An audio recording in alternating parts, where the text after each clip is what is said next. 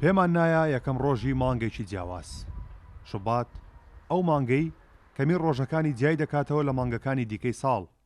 بۆ ساڵی 2023 لەگەڵ ئەوەی شوبات 28 ڕۆژە، ڕۆژەکانی هەفتا بە شێوەی سیر و سەمەرە تێیدا دابەش بوون بە جۆرێک هەموو ڕۆژەکان یەکسانن و لەم مانگەدا هەرێکێکیان 4 جار دووبارە دەبێتەوە.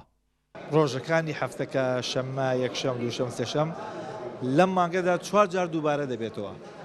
ئەمە یەک. دوو،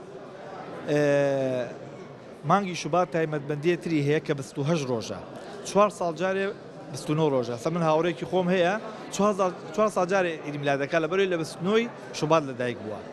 ئەم ڕووداوانە یعنی تۆ تەماشای ساڵەکانی ترکە قەت دووبارە نابێتەوە، بەعین تقریبەنەوە بە سەدەها ساڵ ئەم ڕۆژە دووبارە بێتەوە، بە سەدەها ساڵ.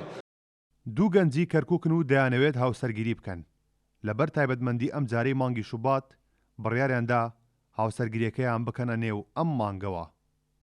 زۆرمان پێخۆشە، هەر خۆشمان بۆی هەر لەبەر ئەو هۆکارە بڕیارماندا لەم مانگە تایبەت ئازاواج بکەین کە ڕۆژەکانی هەفتە سەرەتا هەموو وەکو یەکن لەم مانگەدا و ئەم مانگەش بڵین 823 ساڵ جارێک دووبارە ئەبێتەوە.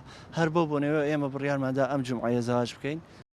مانگی شوبات لە ڕۆژمێری ساڵدا 28 ڕۆژە و 4 ساڵ جارێک دەبێت بە 29. 823 ساڵ جارێکیش ڕۆژەکانی هەفتەی بە یەکسانی تێدا دابەش دەبێت وەگەوەی لە ئێستادا هەیە. بۆیە تا 8 قەرنی تر ئەم یەکسانیەی نێوان ڕۆژەکانی هەفتە دروست نابێتەوە. کارۆن محەممەد کورد، ساد نیوز، کەرکووک.